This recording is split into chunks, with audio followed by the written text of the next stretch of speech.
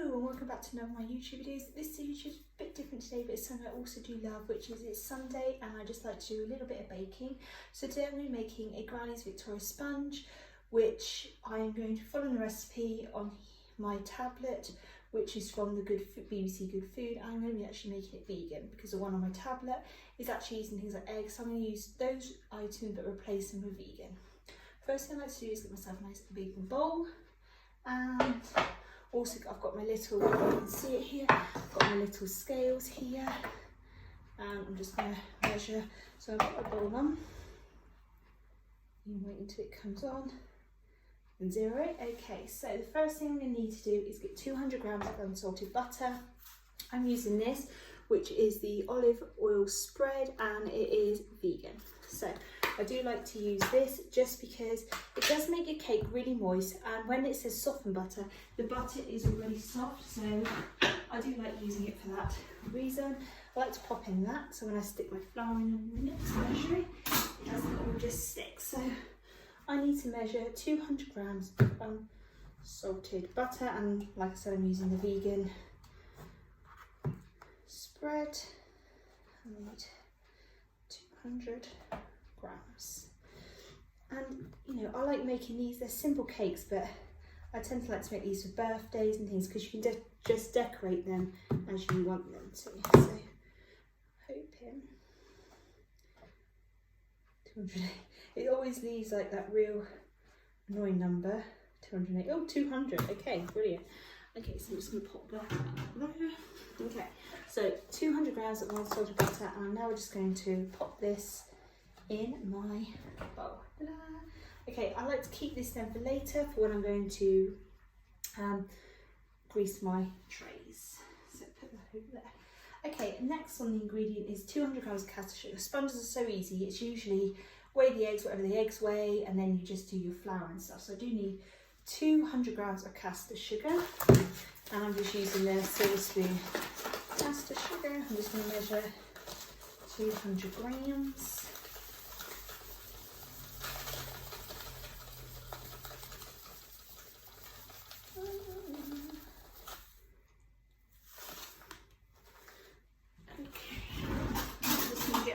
In a minute because going over.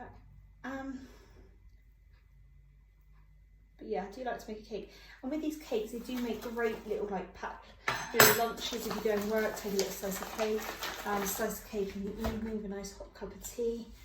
It is just really nice. So now I need 200 grams of self-raising flour, and my only flour I swear by is the home fried self-raising flour.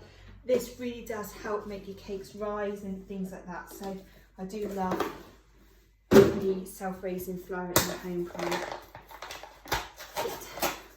I know before you always think like, oh, but when you're making like vegan cakes, you really do need to make sure you get, you know, certain ingredients that are quite like, because the eggs tend to, the pride from vegan cakes is the whole rising thing. So when you're using like good products like home fried flour and things like that, it does all help to create that nice rice cake. And again, it's used like number 202. And what I like about these cakes is you quite often have this stuff in your kitchen, so that always makes it really quite fun. And then I need 1 teaspoon of vanilla extract. I've just got this one here, just a Tesco's, and it is really, this is 1 teaspoon. I tend to do 1 and a little, I tend to put 2 in. I do put 2 lidfuls of this in. So okay, and then it's now needing your eggs. So to do eggs, because I'm using an egg replacer, I'm just going to put this in here. Because I'm using an egg replacer, I've tried mounds of egg replacers. The best one I've found is this one here, which is the Red Mill egg replacer, and it is so good. It is obviously gluten and vegan free, which is gluten is amazing as well, so we like this. And then egg replacer, combine 1 tablespoon of egg replacer with 2 tablespoons of water. So I need 4 eggs, so I'm just going to get out my measuring spoons, and it needs to be like a levelled measuring, so one of these. So and I tend to make it in one of these little bowls. So I need 4 eggs. So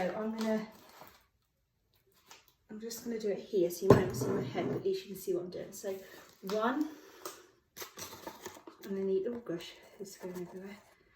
2,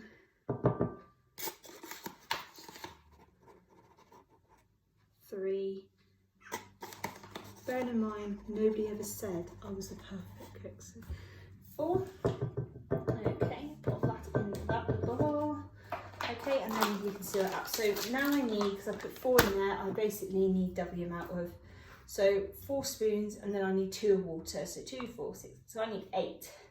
8 of these now of water. So I'm just going to get my water. I'm just going to turn you around so you can see.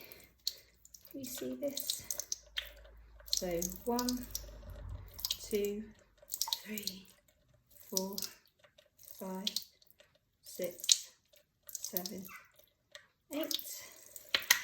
Turn that off. Okay, and then I like to now use a fork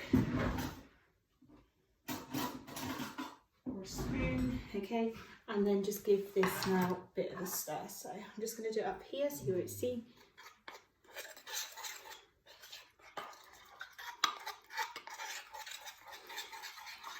Okay.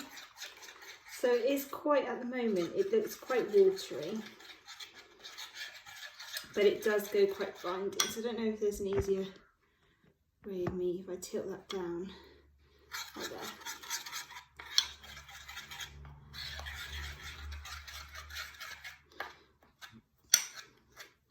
You've got to make sure, like, look here, this is quite lumpy, so you've got to make sure you really do squash those lumps out.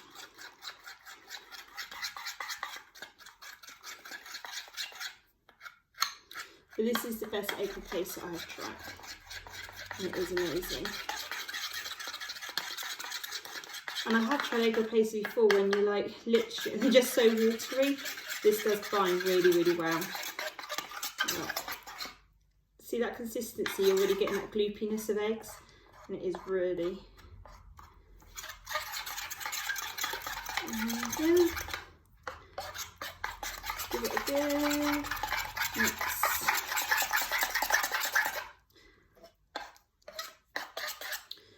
Okay, and then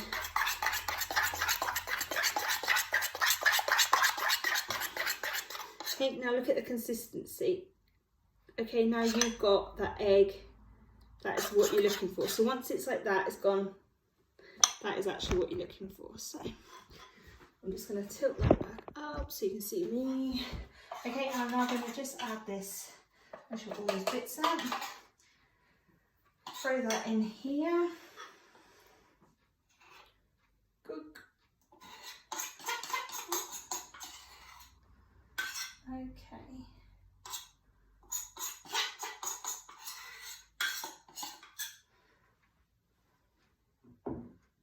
Okay, and now I'm going to take my mixing bowl. Okay, I'm actually going to do it here to sort of show you so you can see.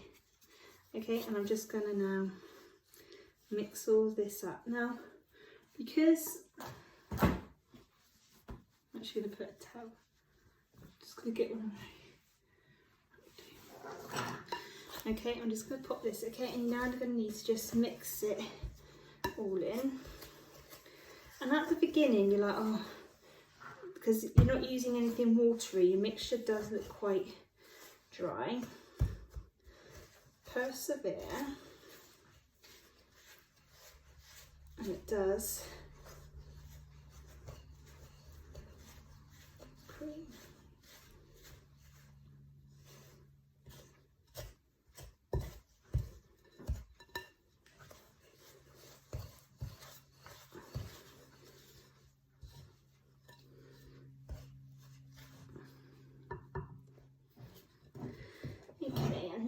After a while you get this consistency, which is a nice creamy texture. Because I've used the egg replacer, it's not as runny, it's quite, but you can see there. Okay, and that is your mixture. Okay, so I've given that nice stir. You can always do the taste test. It's like that cake mixture, it's like amazing. I remember once for my birthday, Mum said, what would you like for your birthday? And I was like, Mum, Mummy, can I please have, and Mum just made us a little bowl for me and my sister of just cake mixture. Oh, it was lovely. But she was right. She said you feel sicky when you have too much. It's like, yeah, you did. But, oh, everyone likes licking the spoon in the bowl out after. So that's why I like using one of these, and I just then grease my tins. And I just use, I think these are like 8-inch, just average size sponge cake tins. Do the other one as well. I just put it on a bit of kitchen foil, kitchen towel, and then just rub that around. Once you've done that, I would then like to just shake in a little bit of flour just to stop your cakes from sticking.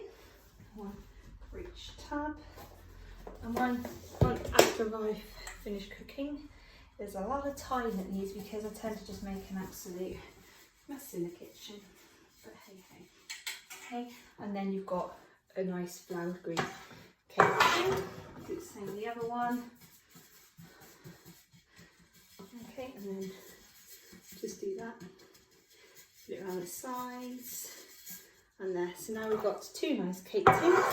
So clear out this surface. Okay, and I'm now going to, let's go see that. Okay, I'm now just going to evenly spread out my mixture.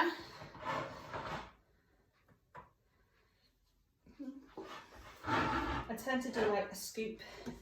I think I've gotten some, but I haven't, I don't think. Scoop.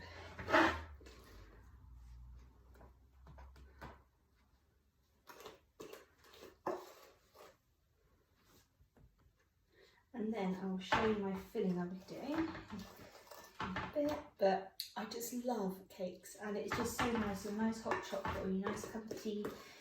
Even once you come home from work, and it's just nice to open up a cake, and if you've got people coming around, it's nice to always have cakes. And these cakes are so easy to make, and like I said, they are vegan.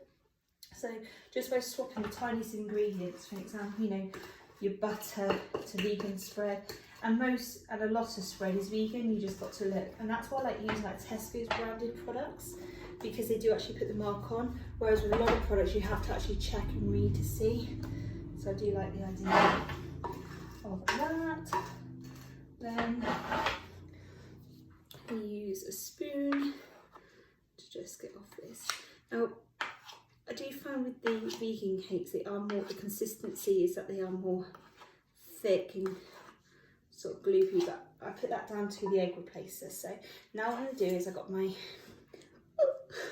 I'm just going to gently push it out with my spoon, like so. And it's spread, so I just tend not to necessarily put it right to the edge of the tin. And I'm just going to do the same with this one. Okay, just do that. I think this one here isn't there.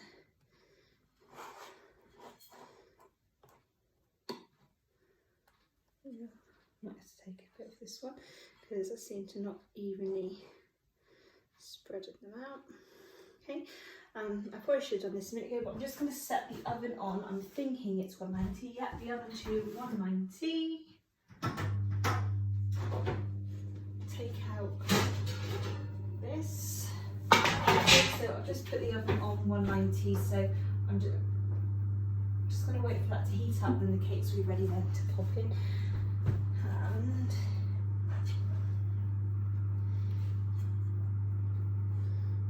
okay, I'm just going to make sure I've got most of the mixture out. I'm going to take a little bit more there and just spread it around. Okay, and for cooking I like to, before I end up devouring that spoon, but for cooking I like to wear like an oversized sweatshirt, and just like these are actually my Primark fluffy jammy bottoms. I literally am at the moment currently living in them. They're just so cozy, and my sweatshirt is my weekday. I love the sweatshirt. You've probably seen them. I wear them quite a bit, and if you see my Instagram page, you'd see that I literally live in these with a pair of cycling shorts. So yeah, yeah, check me out on Instagram. I tend to like to put lots of pictures on there as well of things I have been cooking, and I like to try and do a few more videos of cooking as well, just little short ones because I think they're quite good. But yeah, so once you have got your cakes in their tin, oh, that's good. That's very good. Okay, and then I've got my 2 cakes, and I will put them in the oven once the oven is heated. Okay, now the custard. Okay, so now I'm just going to have to set the cakes out. So these have been in the oven for, I had to leave them in for a little bit longer, so 25 minutes. They're feeling really nice. They are quite, well, I'm just going to leave them take them out in there for a minute. But now I'm going to bolt these up in a minute, so I'm just going to turn them over in a second. Okay, so just want to get a nice tea towel. Okay, and I just want to turn these over, let them cool, but I don't want them sweating in the tin, so I'm just going to turn them over onto, maybe I should, they should come out, they come right. So one good way to tell if your cake is cooked is if it's come away, I'm just going to show you, if it has come away from the sides, which it has here. So, and then I'm just going to turn these out in a minute. I don't think they're quite at the trying out stage yet. I think I need to let them cool down a little bit more. So I'm just going to let those cool down now, and then I will come back in a minute. So now I'm just going to take the cakes out. So I'll turn this one over, a bit of a knock, and there we go, we've got one cake out. And then the next cake I'm going to take out. Sometimes I do stick around the side, so I like to get my palette knife and just go around, make sure apples are going to be sticking. And then again, turn it over, give it a bit of a knock or a shake. This one is going to be a little nuisance.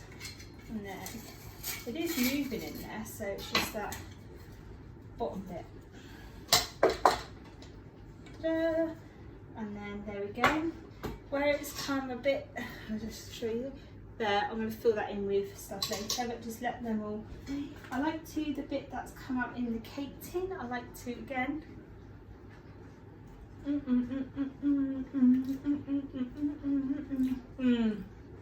really, really nice.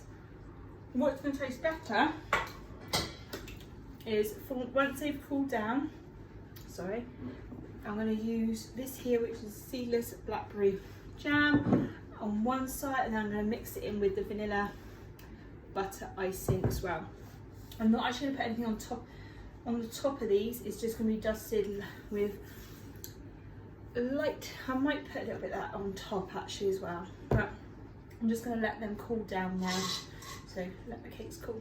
Okay, so the cake has now cooled down on my cooling rack, so I'm going to now put on my toppings. So my topping, I'm going to use my toppings, my fillings, and I'm going to be using this blackberry jam here, which is the blackberry one, which I really, really like, and it is actually one of my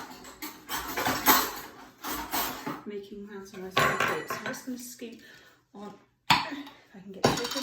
So on one of these, which I'm going to actually put on this one, I'm actually going to put my blackberry jam. I'm actually going to place the cake on a plate, because I prefer decorating on a plate, just because I find it more easier. So I'm just going to, I do need to actually, and I do know, is get a nice cake stand. I've seen some really nice ones because I love doing cakes and they just look so amazing, especially at Christmas. Cake stands are really different cakes. And at Christmas, you know, you can make all these cakes, and this is a great cake to make at Christmas because it's not chocolatey. So, you know, sometimes at Christmas everything is so chocolatey. You end up then craving things that aren't chocolatey. So it's weird. And plus at Christmas, because you can just see to eat everything and everything, there's always something you fancy that it's like, oh, I don't have, because everything is so This time everything is so chocolatey. I like to put quite a bit of jam in because you are going to want to sort of taste it. And you want to really get it to the edges. Okay. I'll put another little bit here in. Obviously, if I was making it for people, I won't be licking the jam on my fingers. Oh, I am terrible. Right, so I have really gone to town with that jam. So that's that bit there. And now I'm going to get my other topping, which is this base here. And because it's got a bit more of a hole in it, I'm going to now actually use this. I'm going to actually bring, if I can get the camera down a little bit further. I'm actually going to move the camera so you can actually see. I'm hoping more what I'm doing here with the cake. So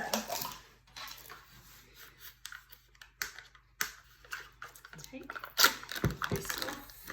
Might actually be better. Don't know why, but it always seems to cut off my. Oh, this smells lovely, and this is actually vanilla icing, and this is the buttercream one from Betty Crocker, which I really love again, and it is so, look at that, that's how soft it is. It is so soft, and it is buttercream.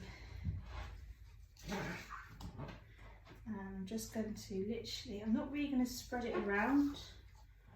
I'm actually just going to, you can make your own buttercream, but I actually prefer not to, just because this one just tastes so much better. I like to put quite a bit in it, so you can taste it.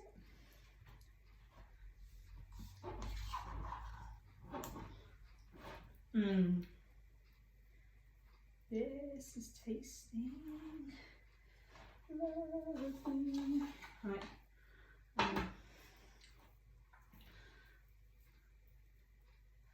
Again, you want to make sure you cover every edge.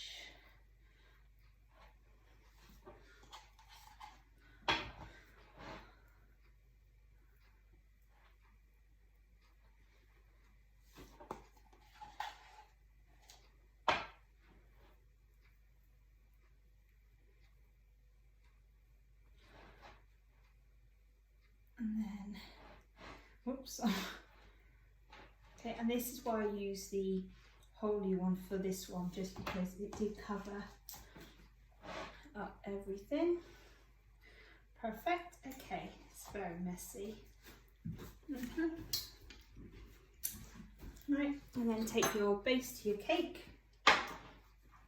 This is the top of the cake. I'm just going to very carefully fit it on.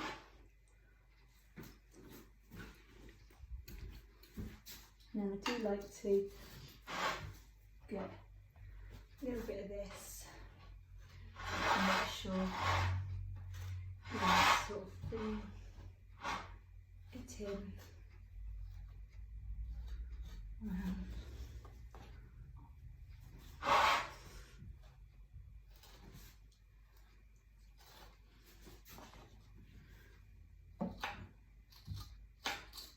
Okay, and there we go. And I'm just going to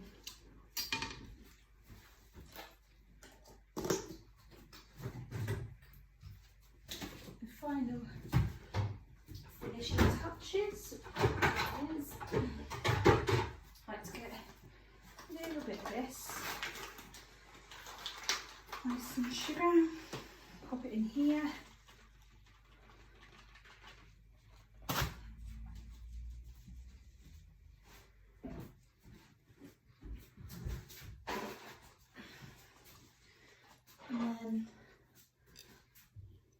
Don't know, looks a bit messy around the sides, but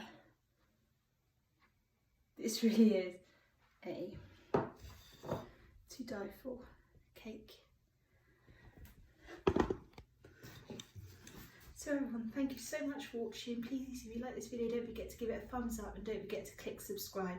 And thank you, and I'm trying to upload once a week. So thank you very much for watching the video. Bye!